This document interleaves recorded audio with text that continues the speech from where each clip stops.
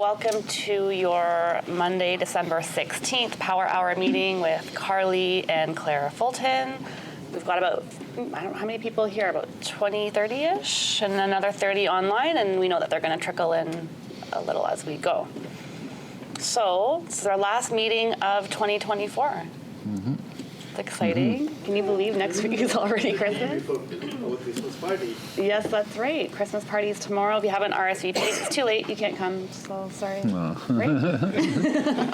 No, you can come. No, if you haven't RSVP'd, a lot of people have not RSVP'd. I'm sure a lot of people come. A lot of people show up that say they're going to come. A lot of people don't show up that say they weren't going to come. So it all equals out, right? Yeah. So don't. If your plans change, you weren't planning on coming. You just sit on the floor. You can still come. You can still come. We'll make room for you somehow. But you can't get a prize. I'm sorry. No open bar. No open bar for you either, for anyone that doesn't RSVP. Exactly. Just teasing. That'll be fun though tomorrow. It's on a Tuesday. I know normally we do like a Wednesday or Thursday, but it just worked out to be a Tuesday this year. I saw some people did it on a Saturday this past weekend, but I don't think that would work for our group to do it on a Saturday. I feel like we're all busy with our own stuff to do a work kind of Christmas party, but to each to their own, that's okay too. So how has the week been? Did anybody run open houses or showings or offers, offer nights? How's it been? All of those? Yes. Except for open house, because that's not your pillar, but otherwise showings, offers, listings as well, lots of stuff. Is a general sense that people are coming back out now? They're not waiting till Christmas? They're right now? Interesting. Anyone else? I know for somebody that did an open house in Whitby, was a bungalow, I think like a 2-bedroom smaller, and she had a ton of activity on the Saturday and a little bit on Sunday as well. They're doing a holding offer strategy, so it was listed at $699. It was only sold though in 2022, so we didn't expect a ton of activity, but she had about like 20 groups in that first day, and some with agents, some without agents as well, so she's got some follow-up to do as well. That was Sanjay's listing, and Kate Jones hosted it for him. So that's interesting. Anybody else do open houses here? Anybody open houses here at all? Nobody here? No. Anybody see any open houses kicking around, like in Markham or Scarborough, or did anybody see any other people doing open houses? Yeah, Scott's saying yeah. I'm just wondering whether it's the season or not. So I know they're out there. We got our open house notice. I know of somebody that did one, I think for Steve's condo. Wasn't too busy, which is normal for condos though. Yeah, but just remember too, we sell signs with pegs, and those don't work either in condos, mostly like because they don't have a lot of lawn, but also in the winter time. You can't even really get those in the ground.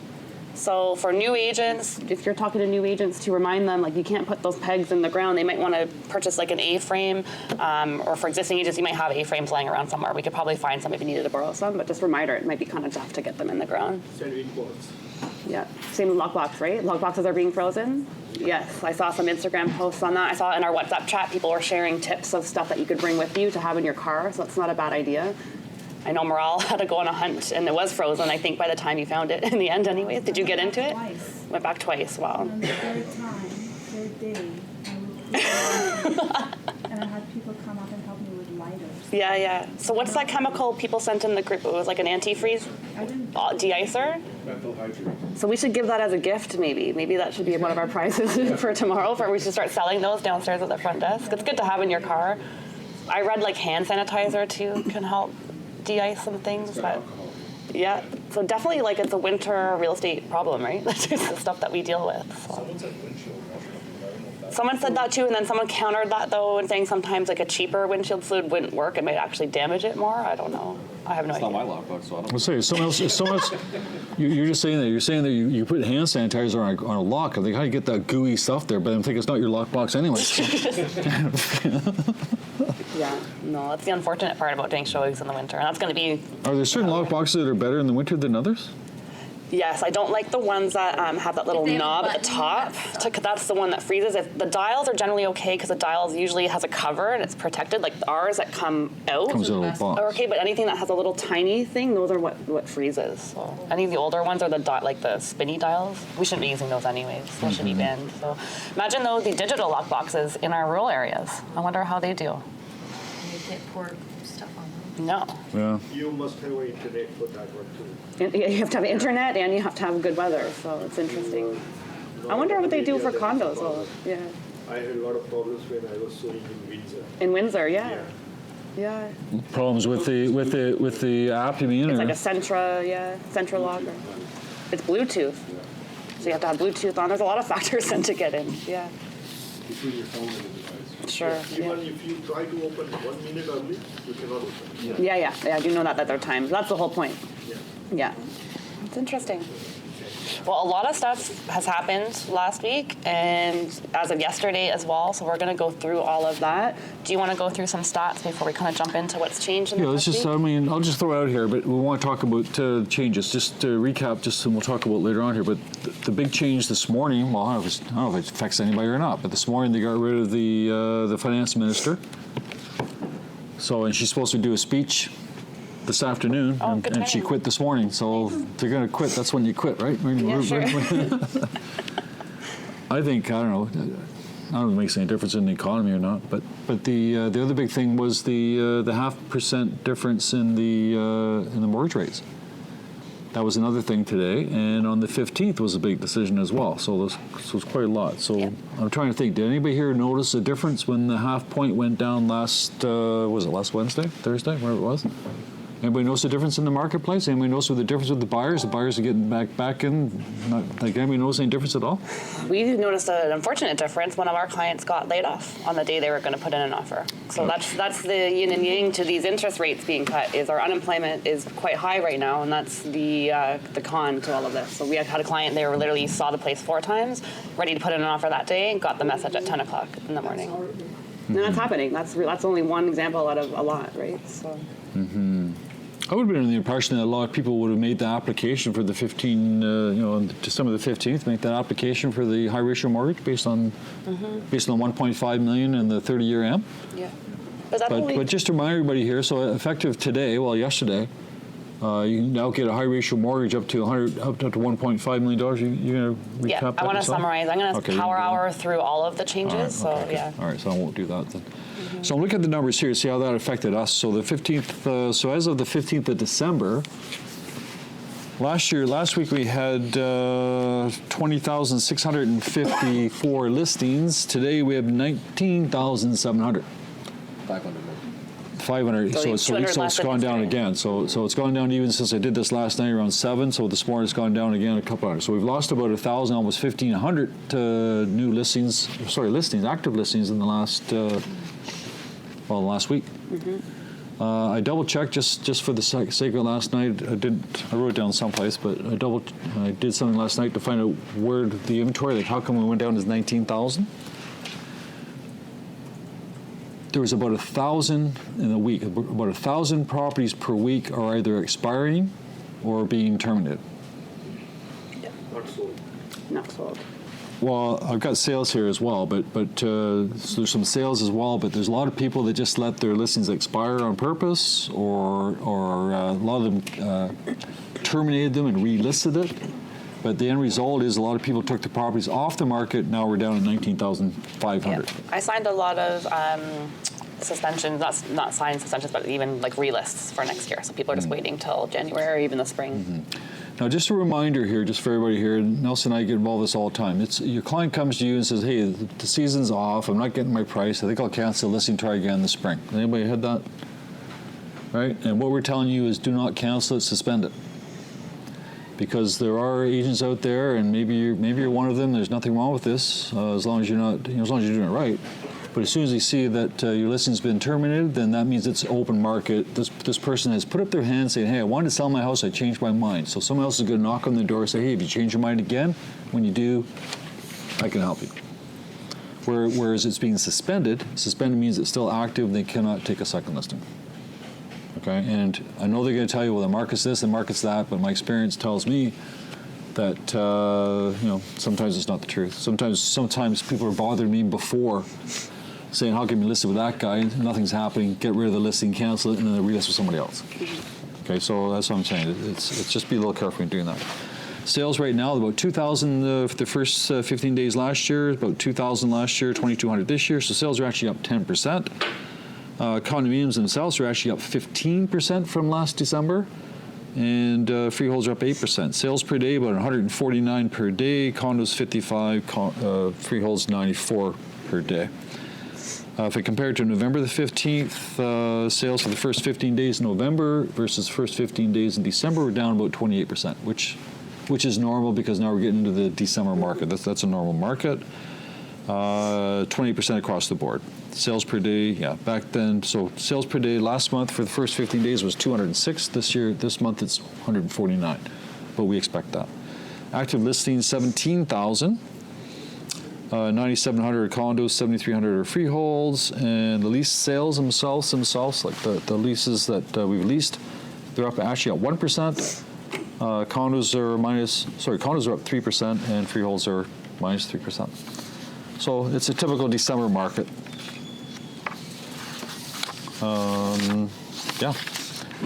Did we notice any extra activity this weekend since the change? That's kind of what the headlines are saying too, to be honest. All these changes are only targeting a very small set of people, It's only been around the 200 appointment. Friday, Saturday, Sunday, offers type was soft. Interesting. Good. But, if we started off the year, I took a look at our old report from the beginning of the year. We started off about 10,000, 11,000 listings. And so now we're about that 20,000 mark. So it signals a good change approaching into 2025. I think it's been a challenging, interesting year, but I think we are seeing signs of some improvement in 2025, which is a good thing. We've almost doubled our listings since the beginning of this year. Mm-hmm. Yep. What do you guys feel? What do you guys think? 2025 is going to be better than last year or worse? What's the deal? It's going to be better? Yeah, better how? Or why? More clients. More listings, more buyers, more confidence in buyers, People are still in trouble? I think people are still in trouble. I kind of agree with that too, I think for 2025, it will be more balanced. I don't think we're ever going to see, and I don't want to see the 2021, 2022, but I think a more balanced year would be nice. So a nice balance of buyers and sellers and a balanced market. My opinion is that a couple years ago we had 120,000 sales, and now we're cruising around 68,000, 65,000. That just tells me there's a pent-up demand sitting there. There's people sitting there ready to go. They want to buy something, and they can't afford it. With interest rates coming down 0.5 point, I think that's going to help them. First-time buyers can get a 30-year mortgage. I think that's going to help them. 1.5 is going to help them, and I think the new government's going to help them. But see how it's all targeting first-time buyers. There's nothing that's helping the upsizers or the average family, right? These are all targeted to first-time buyers. So let's go through it. I might talk kind of fast because these are not new rules. We've been talking about these for a long time, and I actually did create a cheat sheet for all of you that I will email, and I have some printed out here as well. But I'm going to go through all of the new mortgage changes as well as the current first-time home buyer programs because there is a lot, and so I'm going to remind you of everything right now. So before I get into that, one of the new things obviously was the 50-point cut last week, so that's part of this as well. That's a big thing. We'll talk a little bit about what the headlines are saying about that. Otherwise, new rules as of yesterday, December 15th. So there's a two-part to these new mortgage rules. We increased the insured mortgage cap, meaning the maximum price for insured mortgages has increased from $1 million to $1.5 million, which is opening the door for buyers in higher price markets, mostly in Toronto, Vancouver. So we know our average price is a little bit over 1.1. Not all provinces have a high price like that, but this is really going to target Toronto and Vancouver the most. You still need to qualify for a high loan-to-value mortgage insurance with a smaller down payment. These rules for down payments remain the same. So these two categories were already existing, but it's still, you have to do 5% on the first 500,000 and 10% on the portion between 500,000 and 1.5 million. So for example, buying a $1.5 million home will now require $125,000 compared to $300,000 before. So that's almost 50% less of what you would need now. I did a chart to show you some examples of how that would impact, and this will be good for your social media. So I'm going to email this to you so you can sort of make a video or do what you want with it, maybe an email campaign. But right now, if the price was $1 million, you would have needed $200,000 before. Now you only need $75,000, which is a $125,000 difference. If you look at 1.2, for example, previously you needed $240,000. Now you only need $95,000. So these are big changes, right? The difference is $145,000. At a purchase price of $1,499,999, you previously needed about $300,000, and now you only need $125,000. So that difference is a $175,000 difference. So if you had a buyer in Toronto that's looking in Midtown or CO1 or something like that, that's going to help your first-time home buyer in that range for sure. The other thing that changed is they expanded the 30-year amortization period on insured mortgages, now brought in to include all first-time home buyers and purchasers of new builds, provided the loan-to-value ratio still needs to be 80%. So first-time home buyers still need to meet criteria such as not having owned a home in the last 4 years or having experienced a breakdown in a marriage or common law relationship. These reforms apply to all high-ratio mortgages on owner-occupied properties or those occupied by a close relative. All right. Does that make sense? Those two rules, those are December 15th new rules. So it's a great content, great touch point for your clients, especially if you're running first-time home buyers. If that's your niche, you definitely want to be talking about those two things. So there are still other first-time homebuyer programs, and Claire's talked a lot about these. I'm going to run through these really quickly, but we still today have the First Home Savings Account, FHSA, which was announced in 2022 and launched in 2023. That is a registered account that allows Canadians to save up to $8,000 per year with a lifetime limit of $40,000 towards their first home. So contributions and investment income are tax deductible, and withdrawals for the home purchase are tax-free, making it a powerful tool to boost home buying power.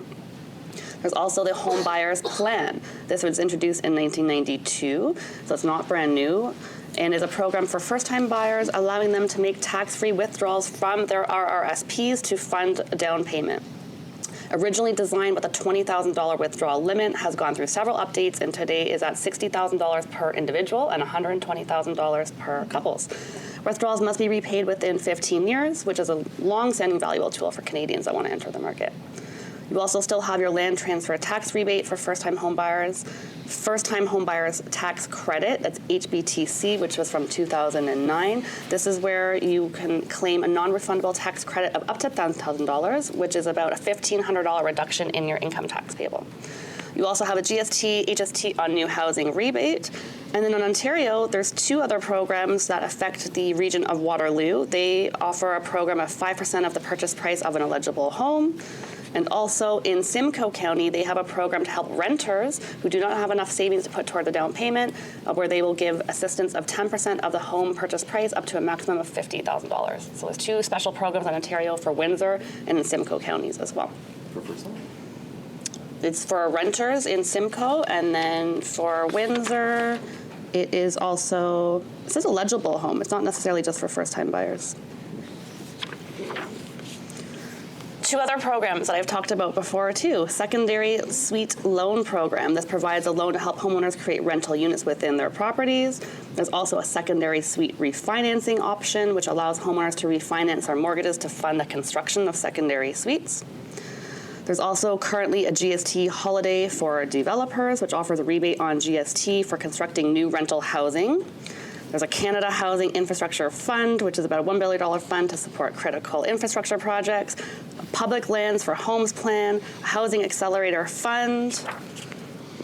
So that's a lot of programs right now between the government, Ontario, federal, as a whole mix of things. So there's obviously pros and cons to all of those. I know you want to say something about one of them. No, I'm just thinking here. So if I'm an agent out there and I want to do social media or I want to do postings on Instagram or Facebook or whatever I'm doing there and trying to think of topics, there she just gave you about 6 topics there that you can just run on your Instagram. You don't have to do what Carly just did. All 8 of them. Just pick one. Just pick it one at a time. So I made this for you. It's a 4-page sheet. I'm going to email it as well. I have some printed copies here as well. I actually have pros and cons on the back, so you can give it a little bit of context as well.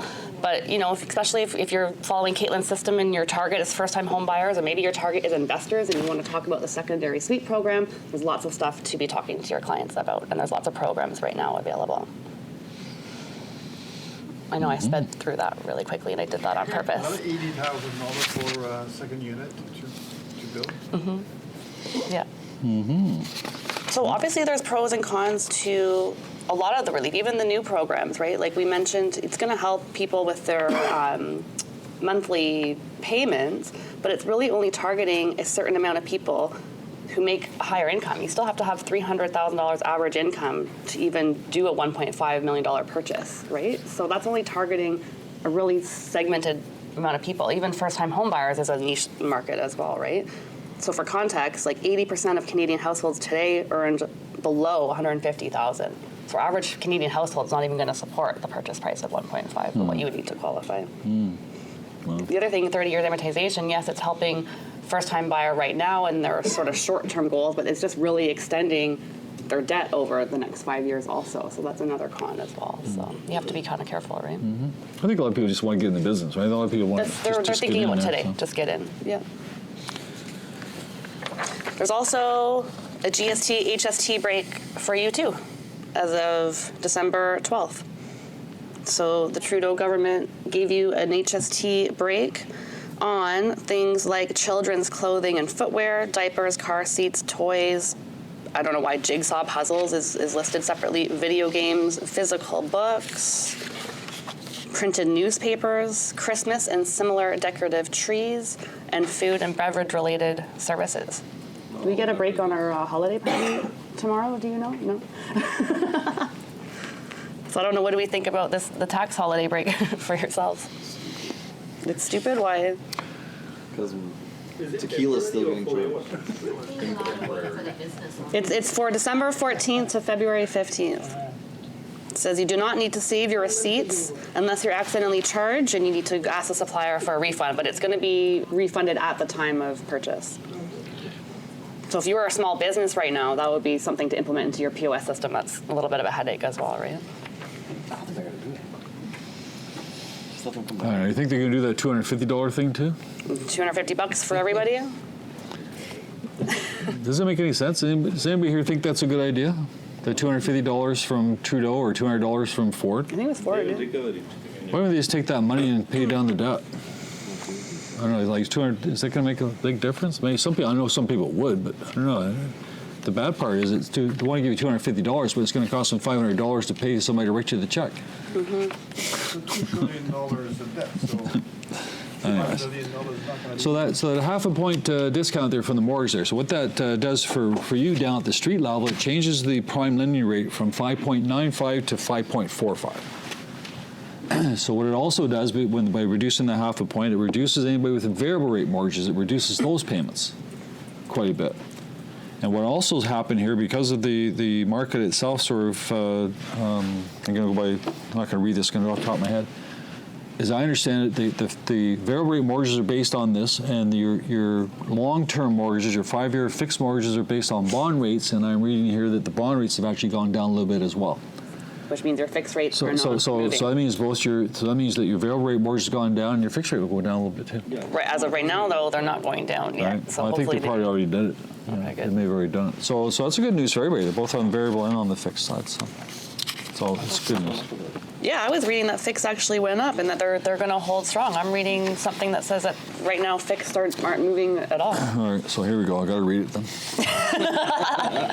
the bond market factor and central bank rates cut resulted in bond yields dropping slightly on Wednesday to 2.8%. So what I'm seeing, the GOC 5-year bond yield climbed 4 basis points since opening this morning, and that was December 13th. So take the article you want. Yeah, right? So interesting. Today I got 3.79. 3-year fixed? What is it? 3.79. 379. 379? Okay. So For that's good. how many years? 30. So the best rate right now. 30. term. But your term, 3 years now. 3 years term. Okay. Yeah. 3-year fixed, 30 years. Okay. No, fixed. This is for your client, right? Yeah. So if they put more than 20% down, it's not. No, less than 20. They were waiting for 15. So it's a high ratio mortgage, Yeah, insured mortgage. insured mortgage, and the first time buyers. Okay, good. All right, nice. So 30-year AM mortgage. Okay, so 3.99, 3.7. 79. That's 3.79. So that's the cheapest so far. Okay. Yeah, same this other article. Fixed mortgage rates in Canada may have already hit their floor. Okay. So that's curious. So it's 3.99. So if I had a mortgage today, or if I got a mortgage that's maturing in 2025, what am I paying? Anybody know? Like, if I got my mortgage like in 2021, what rate did I get? 1.9.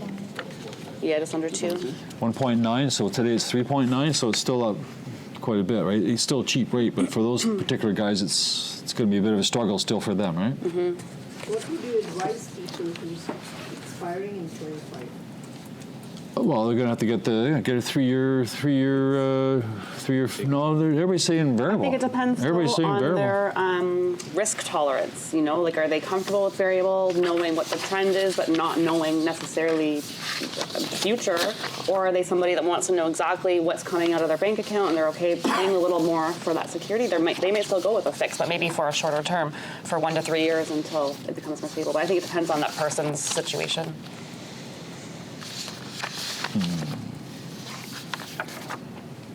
I thought this was good just to remind you. I know we all know this information already, but pretty much saying, I think we were saying $15 per 100,000. Now they're saying about $28 per $100,000 of debt, assuming a 25-year amortization.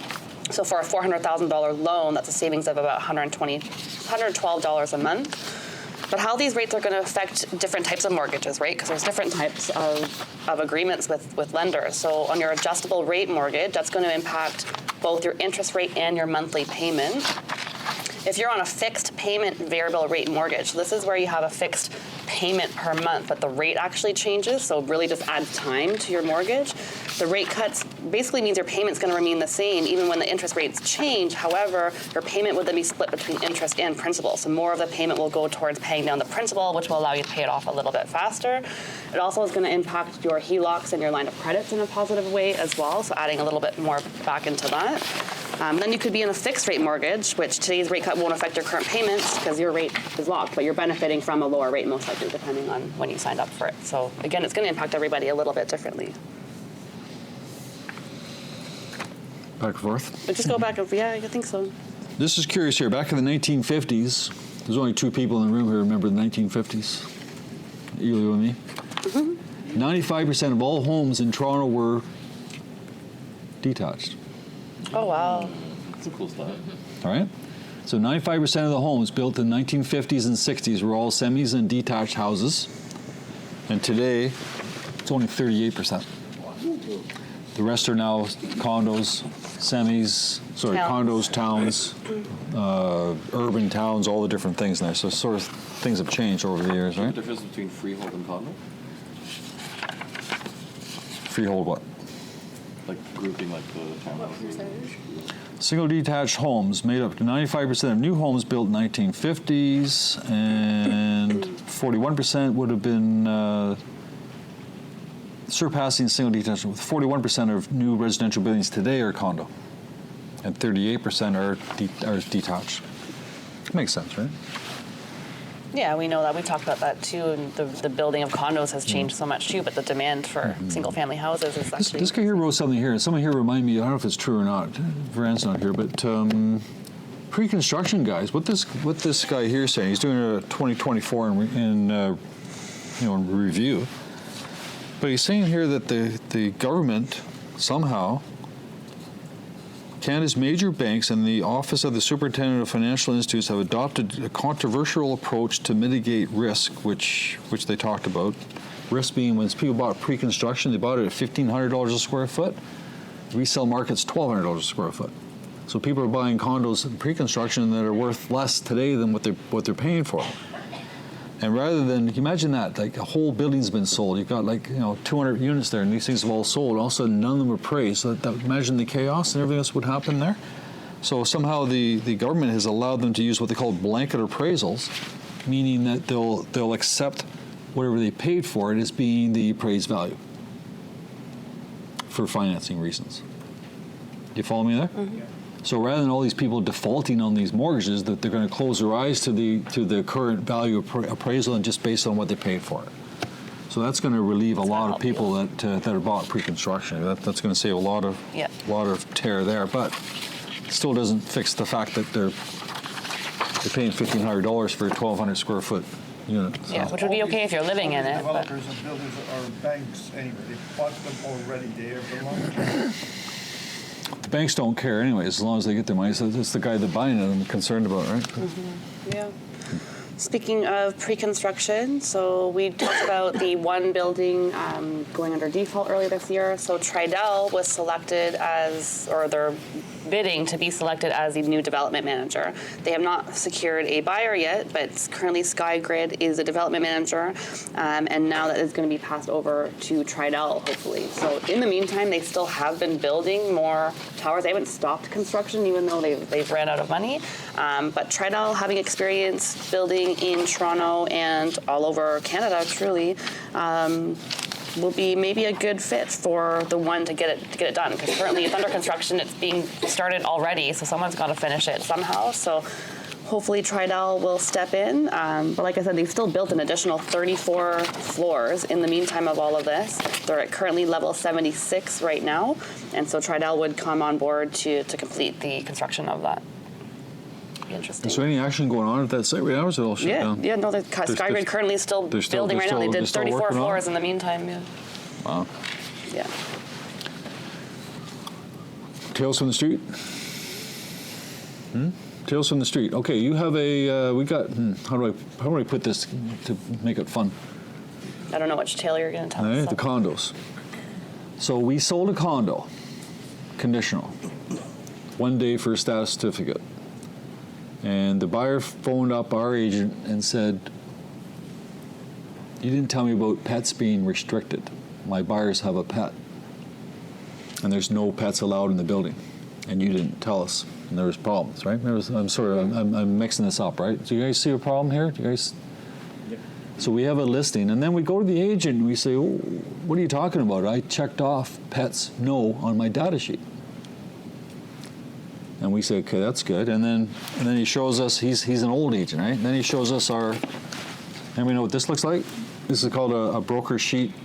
This is a broker sheet view. And right at the very top, it says pets permitted no on the broker sheet. But you print out the same listing on Realm, not a word about pets. Nothing. Like you just printed on Realm, not the broker full sheet, the actual Realm preview. And I challenged Trev and I said, "What are you doing here? Like is there pets? And like, why do this?" And they said, "No, under Realm, it's a feature, and if pets were allowed, the feature would say pets allowed. Because it does not say pets allowed, therefore, the default is no pets allowed." So it's not a feature. Are you guys okay with that? So, and I suggested to them, well, there's 74,000 agents out there who don't know that. And the second thing is, why would you, isn't this like a negative thing? Why would you check off a box on a data sheet, say pets no, and it doesn't show up anywhere? Why even bother asking that question? That should be an option. Why ask that question, right? If you're not going to display the answer, why ask? Yeah. And then they went back to the buyers. And this, so if you're a buyer's agent, right, it goes back to deaths in that house, okay? If you've got a buyer that has a pet and wants to move into condominium, it's up to the buyer's agent to inquire whether or not there's pets allowed. That's what Trev's telling us.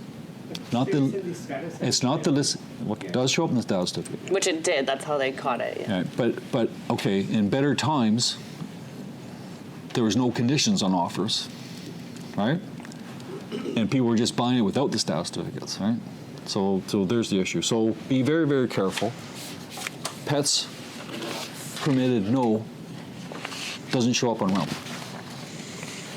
And if you're buying an agent, you got to assume if it doesn't say pets allowed yes or pets allowed restricted, no pets. Capiche? I don't recall, but is that a column that is you bring it down and then you select it, or? Yeah, no, it's a column that's I think it's a mandatory. It's in the data sheet. It's a mandatory field. Yeah. So if you put pets allowed yes, then it'll show up as a feature of pets allowed yes. Pets with restrictions, yes. Pets with restrictions. No pets doesn't show up anywhere. Bit quirky, eh? Okay, be careful. I had the same issue. I was a buyer agent. We purchased the unit without permission, and then later we found that pets are not allowed. All right. The wife had to go to the family doctor and then prove herself that This is not a pet. It's a security. It's a security dog. Okay, so Service that's animal. Yeah, because bylaws can't. It's a human rights issue to really restrict a dog for that. But yeah, that's the only way to do that. She was allowed to have the dog. so. We've had cases in the past where tenants, they rented out a unit to a tenant, and the tenant goes up to the security desk with their dog to sign in the papers, and security says, "You're not moving in here with that dog." And that's been a hassle too. Yeah. it's probably more permanent in leases than it would be even the condo sale, because condo sale lease there's no status, right? So in that scenario that pointed out with no pets, what happened? I have to take the stance that I don't know. Did the deal firm up? It did, but I'm not sure if it was that original buyer. I mean, nobody's going to give up their pet. They're like family members. Yeah, of course, A dog, cat. So luckily you found that in the status survey. So I assume that they did not firm up the deal. Okay. But had they firmed up the deal, they're going to point to the buying agent, not the selling agent. Yeah, but that field should be mandatory in all searches, whether it be on. Well, it shouldn't show up. should show up. It shouldn't show up in broker sheet, not show up at all in realm. It should up in all options. Someone online is asking, did Treb say if they're going to update it or no? No, the Treb's answer was no. If it's not a feature, therefore it's not there. So in tenancy case, Tenancy case, same thing. I mean, if you're the I don't know, if you're the buying agent, you did not. You say my tenant has a pet. yeah, but if they don't disclose right now and later after getting Yeah. the position, they will Yeah. bring 10 dogs and 15 pythons. All right, You cannot so do just anything. well, the security won't give them the key anyway. So with the dogs. And then we had another one here. It doesn't affect anybody here really, but it's an odd one there. That a property that we sold is under the registry system. Who recalls? The buyer registry? Okay, I'll go to Russell here, my new agent here. Did they teach you about the registry system in real estate school and the land titles? Land title, yes, a little. I don't remember. Don't recall what it was? Okay, all right. So just for those old folks here, there used to be land registry, right? And land registry is the old system. What you have to do, the lawyers to confirm title, would have to go back 40 years, check 40 years of title to get clear title and get his opinion on clear title. The lawyer get a clear title. Land titles came in and said, no, we'll check all the stuff ourselves and we'll guarantee title once we do the land titles. We'll guarantee title, so you don't have to go back 40 years. We sold a house in Ajax that's still under the registry system, not under the land titles. And the lawyer for the buyer refused to close because he had to make a declaration to the buyer that he's going to change it over from registry to land titles, and he has to make sure that he clears any obstacles that are there. He didn't want to do it, so the deal didn't close. What about title search, title insurance? No title insurance on registry. Why did he want to do it? Why did he want to do Because it? he had to make a lawyer's undertaking. He had to take a personal undertaking to make this happen. And he says, "You don't pay me enough money to do that." And plus, they didn't know what might come up where there could be some claims to that land. and stuff. Maybe there is a cloud on Not enough title. information. Yeah, maybe there's some cloud title. He didn't actually check it for 40 years. He's not going to guarantee anything. He didn't check anything. So I was just saying, title insurance for land registry. Good luck. I just made that up, but anyways. What I did read was that you can do land registry, but you have to convert it to land titles in a particular time. That's my understanding. But anyways, that's what we read there, kind of thing.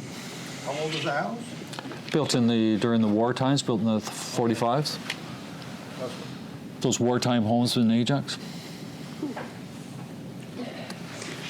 This is just a little stat on people successfully underbidding or under offering less than the asking price, and there's still some communities in the GTA where this is working. I'm curious if you guys are seeing that overall. Are you guys offering under asking, or are you competing mostly in offer nates and going over asking?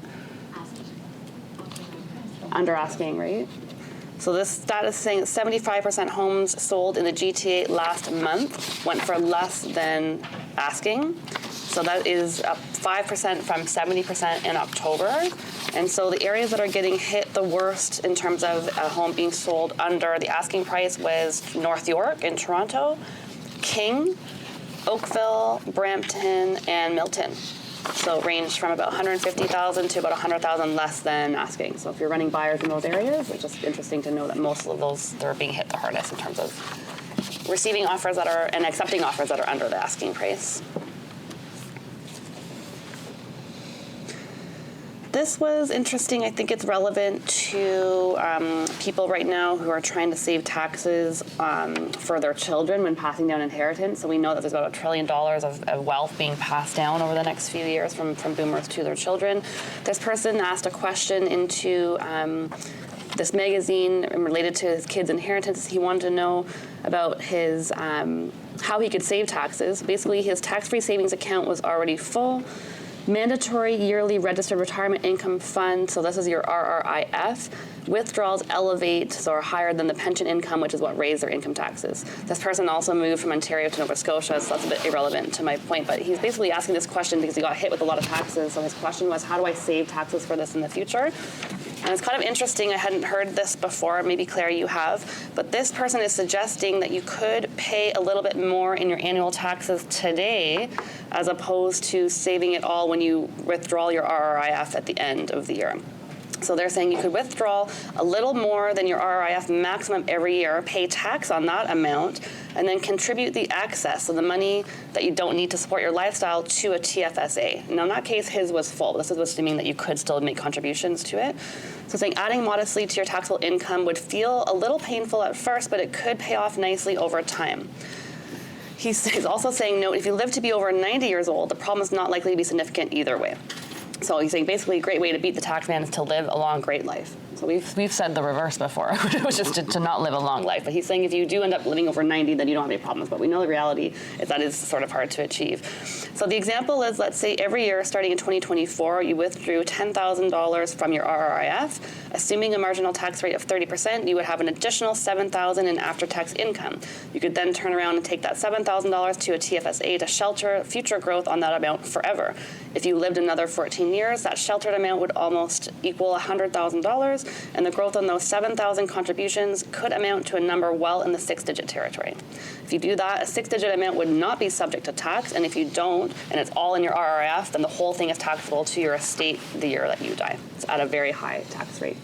So these are just little tips and tricks to help save taxes, but of course it depends on your income tax bracket, it depends on your spouse, it depends on if you have other old age security and things like that. There's a whole bunch of other variables that would need to be considered, so the main advice is to talk to a professional to get some advice on that as well. But are you getting questions about that at this? No, but I'll just, nobody wants to put their hand there because they're not going to say, but there's probably some people here that are going to be 71 this year. So some people save in their RSPs. Put money in RSP, right? When you turn 71, you have to withdraw that money, minimum amount. The government tells you got to withdraw it, and I think the first year is like 5.5%, something like that. By the time you're 93, your RSP would have been zero. That's why I'm saying if you live past 90, good for you. So at 93 years old, you'd be zero. So you take 5%, for instance. You have to take out 5% of your RSPs the first year, and then 5.5, and it comes out to whatever it comes out to. So the gamble you have to ask yourself, your client for that matter, are you going to live to 93? Right? And if you say I'm not going to live to 93, I'm going to live to 85, then what they're saying here is just rather than waiting for 23 years, whatever it is, to replenish your RSP, do it in 15 years. Because if you wait till you're 93, or let's say you died at 85, but you did take out any extra money, then whatever money's left over in your RSP is going to be taxed at 52%. Make sense? Mm-hmm.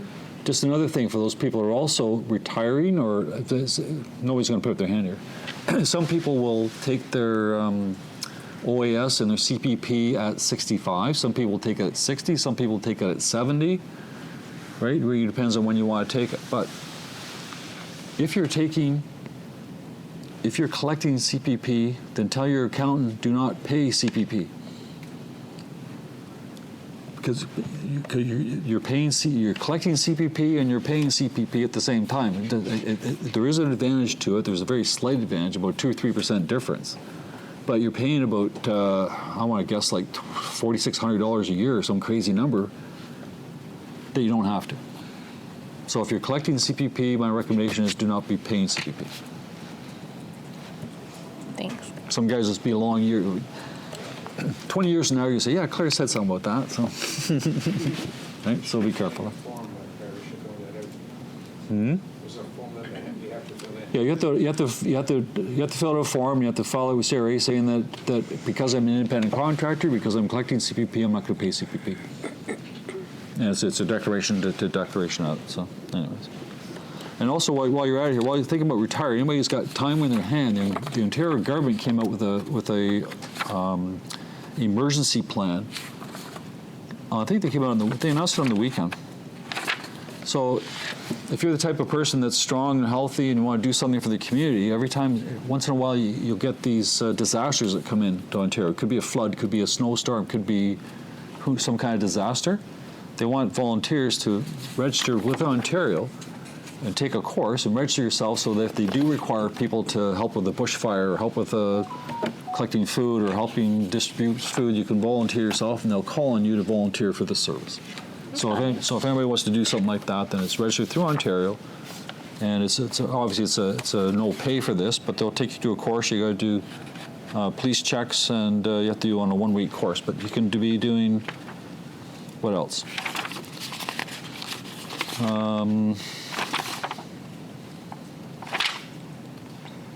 Emergency shelters, stocking emergency supplies, transporting equipment, cleaning up debris, food services, those types of things. So if anybody is in that mode, then that's there. Were you going to talk about the forms meeting from today? I was going to do it maybe in a separate meeting. I can just go over one. You can touch on it if you Okay. want. RICO, just so you know, RICO's coming up, and you've got your TREB dues, right? Due December 31st. Okay, it's not RICO dues, TREB dues. TREB dues, yes. Some people are asking me this morning, and other people are saying that RICO's sent emails to you guys out talking about the 2024 TRESA update. Yeah, I did that. And some people are getting confused. And so right now, Jen, you correct me if I'm right here, you can't start taking your courses until you're 3 months before your expiration, or you can take them anytime, but you can't apply for the renewal 3 months before. I think that's the deal, Yes. right? Okay. Yeah. And if you take the course now, you've got their TRESA update, but you also have, you have the RICO update, but you also have the TRESA update. Are they two different courses? I'm Yes. looking at Ginny here. Yeah, TRESA is totally separate from the RICO. And the TRESA one is mandatory for your next cycle, or is it Yes. voluntary? Mandatory. It's mandatory for 2025 renewal. Okay, so anybody's renewing 2025, it's mandatory. Anybody that's not, they can take it, and they'll credit it. You can take the course voluntarily, but you'll get a credit for that course on your next cycle. That depends on the timing. It depends on how close you are. If you just renewed, then it won't go towards your renewal, but if you're in the middle of your 2-year cycle, it'll go towards it. They are still pushing us as brokers to tell you to do it no matter where you are in your cycle. So this is us telling you to do your TRESA course, whether you're in the middle of your registration or not. It's good to just do your TRESA course to have the information. I did that, but it doesn't give you any credit. I know, yeah, but they still want you to take it so that you know the legislation, which is good. Okay, and the reason why I want everybody to take it too is for some reason, we've talked about this many, many times. We've covered charts, we've given all the things we've done, but some people it just still hasn't clicked. You still need the RICO update guide on everything. RICO information. Sorry, guide. information guide. There's no such thing as customer service. So we have a transaction where somebody has gone to a FSBO type person and signed a customer service agreement. There's no such thing as customer service agreement. It's not valid, right? So those have to be changed. Another agent said to me he got heck from a third agent saying that we're using the wrong forms on I think it was it was confirmation representation. Don't you love when other agents tell you? So other which forms to use? agents telling my agent you're using the wrong form because the new forms don't have any bubbles for the initials. I think it was confirmation It was a representation. CCR form 320. And I had to remind our agents, says, first of all, this is what we do. And secondly, that form that he's talking about was changed in March. So he's using old form, so tell him to wise up, right? But it's good to take the course and understand what's going on. And they've changed a couple of things, which Carly's going to touch on as well. Well, and it's a good reason to utilize the front desk because they have all the updated forms because Claire and I are always looking at it and educating them. So if you are using your own web forms or SkySlub and doing your own thing or using old templates that you had saved, you may be missing something. So it's a good, even if you don't want to use the front desk all the time, maybe ask them for an updated listing package or an offer package so you can see all the forms and then make that your new template for your next deals if you want to do it on your own. RICO has now decided that they want to do periodic criminal checks and judicial matter checks. So randomly, they're just going to pick people randomly and say, hey, you, give us a police check and give us a, Yes, because we are the Weren't they criminals. always used to do that all the time? not criminal checks, no. If you're a new agent, you have to have a criminal check, but if you're an old agent, no. They're not going to do the drug test, are they? Drug tests? I don't know about that. Yeah. They'll right away. And then the broker stuff. They got some broker stuff in that. That's fun too. So I'll send maybe a bulletin on the forms that are changing, but one form that is a good thing for us is they came out with I forget what they called it now, 3-8, I don't even know the number. It's a commission form though. We were always looking for a form to make sure that you could get paid by a self-rep seller or a mere posting seller. And so, yeah, they're calling it 218, I hate the title of this because it's still, no, that's not it. Yeah, 223 commission agreement. So you'll be able to use this form in replace of Form 320. And this is a form between the seller and you as a buyer agent to get commission from them. So that's replaced what I think was 290 or something like that. But they did come out with a form that will protect us there. But they're still recommending we add a clause. There's still some things. So if you're dealing with a mere posting or a for sale by owner seller, just talk to Nelson or I so we can give you the proper clauses and forms. But they did come out with something that will help with that. They came out with a new disclosure form. It's not new, but they did update it a little bit. They clarified the difference between a disclosure and a notification under TRESA. So for example, where they're talking about a disclosure to tell everybody how many offers there are on a certain property, that is more like a notification. That's why broker bay is suffice in a case like that, because you're notifying somebody of some information, versus a disclosure, which is something, a material fact that people need to know about the property, can't be tucked away in an email. So like, let's say you sent an email and you're giving them some information and you just throw in a little, oh, by the way, there's a leak here in the basement. You can't do that because it's hidden within other information. It has to be clearly written out on a disclosure form that is attached in bold with not small text. Like the TRESA really makes clear that it has to be sort of bold and out there. So I don't know, I have to compare the two forms. I don't think it's a new form like they're saying. I think it's an edit to the existing one. And then there's a new one called representation agreement. Maybe you can explain that one better. I think I'd have missed that section. Is that related to multiple representation? Didn't read it. I think that is for a for sale by owner because you need to have a representation agreement to get paid commission. So it's a little bit different than a mere posting, whereas a mere posting has an agreement with a listing brokerage, but that agreement is only to do a posting, versus a for sale by owner has no representation agreement, but they're also not going to sign a listing agreement with you just to get paid commission. So you would do a representation agreement and a commission agreement to confirm that your representation is only to receive commission, and the commission form will say how much and how.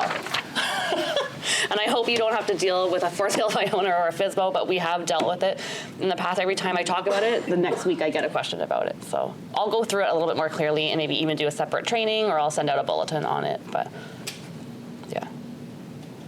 Is that how you're reading it as well? I know. I'm reading it. So if you go after for sale by owner, or you're dealing with somebody that doesn't want to be represented, you have to get paid. So you're going to get representation agreement just for getting paid. Yes. And then you do your commission. So representation agreement, and then you got the commission agreement. Yeah. So Why they can't produce one form for the commission agreement?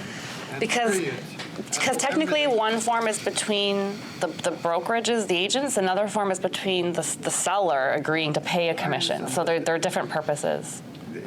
Why we didn't have this in December of last year is my question. Yeah. They can't even create one single form. Well, so many yeah. people spend so much money. They want agents to become lawyers, man. Yes.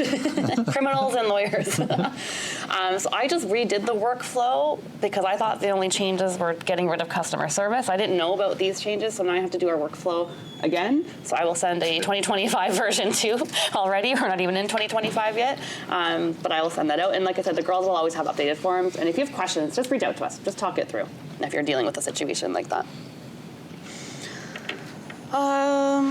Okay, Caitlin did an awesome session last week on creating a vision board. Did you guys all create in either digital or like an in-person, like a real live vision board?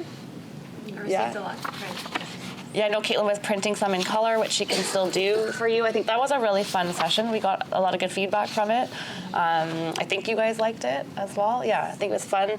She also paired like an actual written out business plan. If you want that to go with your vision plan, this will help you actually identify some key actions that you need to take to achieve those goals in your vision. Of course, it's not mandatory, but I think we emailed this out already. Yeah, I emailed it last. Yeah, Caitlin emailed the business plan. If you need it, just ask us to resend it, but it did get emailed last week, so it just goes with the vision board, and I think it was great timing to do that right in the onset of getting ready for 2025, so that's a good thing. It's good. What did you make a vision board, Claire? In my head. In your head. Mm-hmm. And we said a joke that your vision board looked very simple. Like maybe like this with like a dot on it or something. Simple guy, right? Treb's got a couple of new rules coming in next year. I guess Treb does too, or Rico does. Just so you know here, if I get a call from Rico and they say to me, I need your FinTrack information on a particular client, I can't go to Rico and say, I'll ask the agent for it, but he's vacation, we'll get it in a couple of weeks. Rico comes and says, no. You have to have it in your files right away. So I'm speaking to the converted here. Everybody knows that already, but for some reason, people have a hard time giving us the paperwork for the FinTrack and everything else. We need all that stuff. And now Treb's coming in with the new rule. This is Treb? Yeah, Treb's saying here that the new professional standards policy, breach of rules, members can receive 3 notices every 2 years instead of 4 notices over 2 years. I'm not sure what that is. Members will have 1 day for corrective action instead of 2 days. So if you got something on MLS and they say, by the way, you can't do this, what would be a famous one? Contact me for more information. You put that in the remarks. You can't do that. You're going to get a DIS saying take rid of that comment. You now have 24 hours to get rid of that comment. All right. There's a bunch of special administration fees. I printed a bunch of them out. So if you do something wrong, then they're going to streamline it instead of having to go through go through professional standards, go through an actual hearing. They're going to say, here's the set fine for doing whatever you did. Question. Remember that I was a couple of years ago renewing my Rico license. They charged $44 in that $350 package. At the same time, you want to do the course, you have to pay $44. Yeah. And they never mention anything. And all these money has been taken from the agent. Where it goes? $44? Yeah, extra $44. I don't know. They just hired somebody else to do exams or something for the new people. I don't know. It's ironic, isn't it? They double charge because. Yeah, sure. Who knows? Everybody's got to make a buck. While you're on the topic, though, so we do see the contact LA for more information. The other one I see a lot, and I got an email about it this morning from a disgruntled agent trying to get one of our agents in trouble before I went to DIS. But something else that you cannot do, or you need to be really careful if you do, is buyers to verify all measurements, taxes, etc. It's your responsibility as a listing agent to have that information, but if you do have a unique listing where you do want the other side to verify a little bit more than what you have the knowledge for, you could put it maybe in a Schedule B or something like that, but you can't have it in your remarks. It truly is the listing agent's responsibility, but just be careful of that, because I do see that one a lot too. And I know you see it a ton online in the brokerage remarks. You probably see it a lot from other agents doing it, but technically it's our responsibility to have that information as well. Did you say something? No. Huh? Were you saying something or no? I was just telling her what you meant. Oh, okay. Buyer to verify taxes, room dimensions, Yeah. the maintenance fee. Yeah. Those kind of So things. one of the listing I saw yesterday was saying that the size of the condo is 700 to 800 square feet, and how they get it, it's visual estimation. With what estimation? Visual estimation. Visual estimation, like with their eyeballs? Yeah, like listing agent with visual estimation. How is The that? source was asking for the source. The source is a visual estimation. I mean, I don't think that would hold up in court. I don't know how you would prove your eyesight being able to laser measure a wall. So I'm going to say no, that would not be correct. But it is creative, so I do like it for that. It's better than. You might be really good at estimating a room. I don't know. So bad. If you don't know how to measure a room, Caitlin has a whole YouTube video on how to measure because they do not teach you that in school. And so we are there to teach you. Get a laser measure, but Caitlin put it on YouTube of how to even use that. So there's also other, you can hire companies to do it too. There's ways you can get measurements. Cubic Castle. Cubic Castle, yeah, and that would be like at least something a little bit more tangible. Like a listing appointment. Yes, technically. Trev's going to change their the look of their screen next Great. year. Good, great.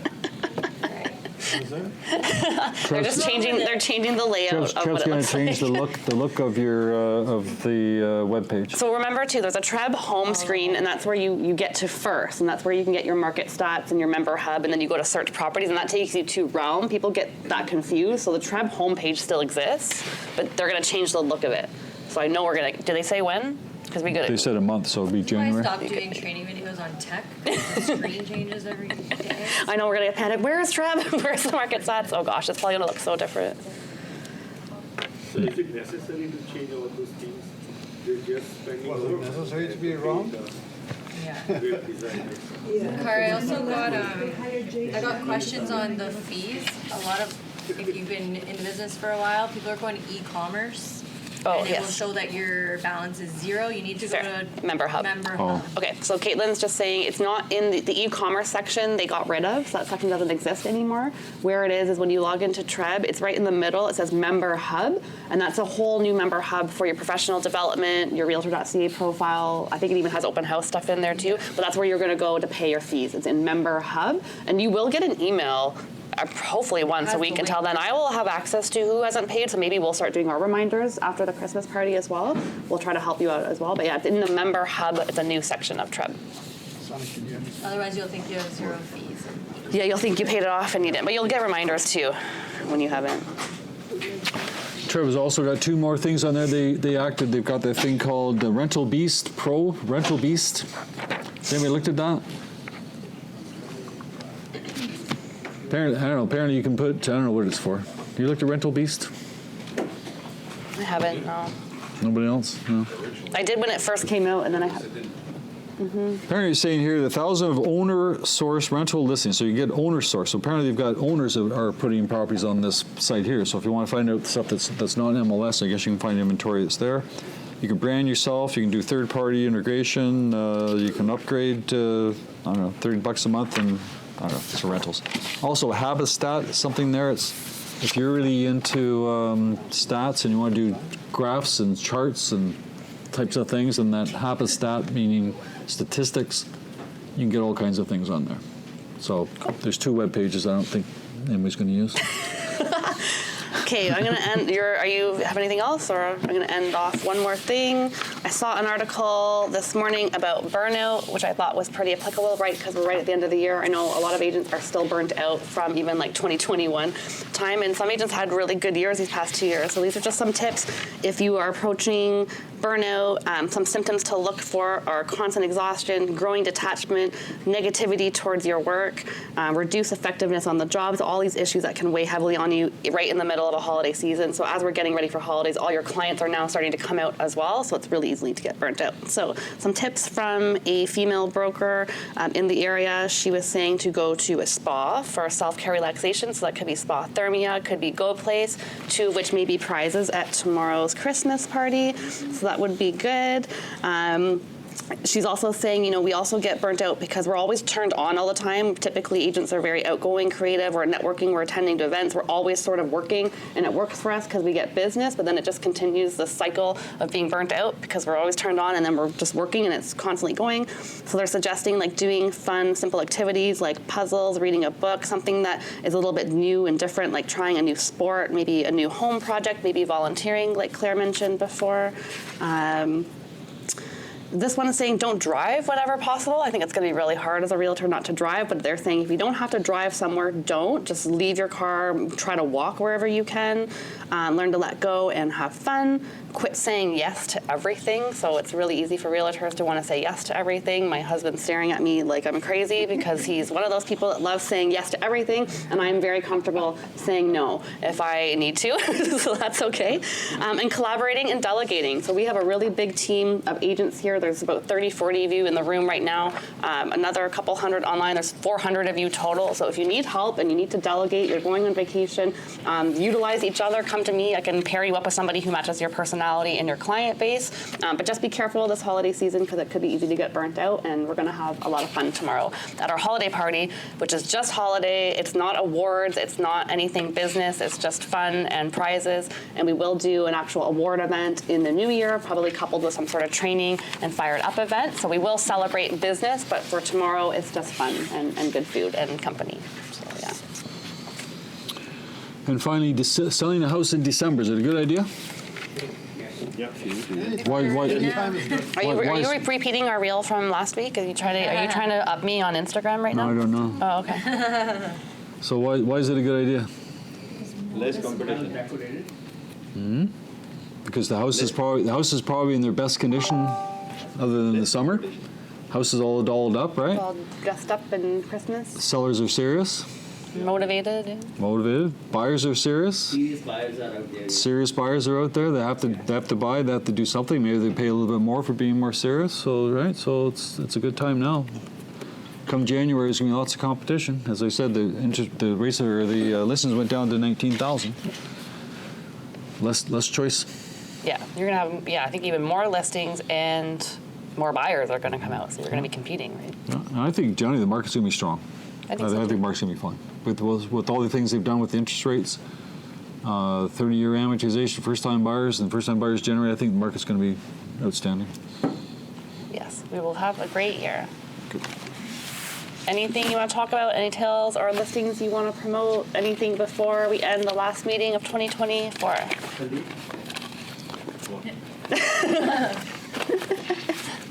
What were you going to say? I went to a listing yesterday where it was listed at $9.99. Okay. It's been up for like 20 days. Okay.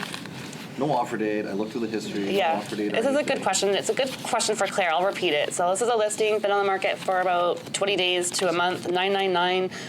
No offer date. Sanic, I think, called the listing agent or did you show the property already? Show the property thinking it was $9.99, no offer date. Client or agent says actually I said 1.1. We want 1.3 for it. Yeah, 1.3. So the question is, are you allowed to like really falsely advertise a property like that for that amount of time? Like, is it a marketing price at that time, or is it truly misleading to the consumers? I want to go waste their time. Any ideas? It's happened to me a lot too. It's really annoying. Why? What do you mean why? They put it at $9.99, so Yeah. what is the market value for the house? I thought it was 1.1, Okay. and that's what I told them. So it's been in the market how many years? How 20 long? days. It's like 20 days. 20 days. Been in the market 20 days. And what's the average days of the market nowadays? 30. 30? 40. Seller can do whatever they want. Some sellers offer $1 and been there for months too. That's true. So it'd be on us to figure out what the market value and educate our clients before we I'm go. gonna go waste their time. I'll tell you one thing though. I mean, if the listing agent doesn't want to do their job and they put a property for sale for $1, that means that they don't know what the value is.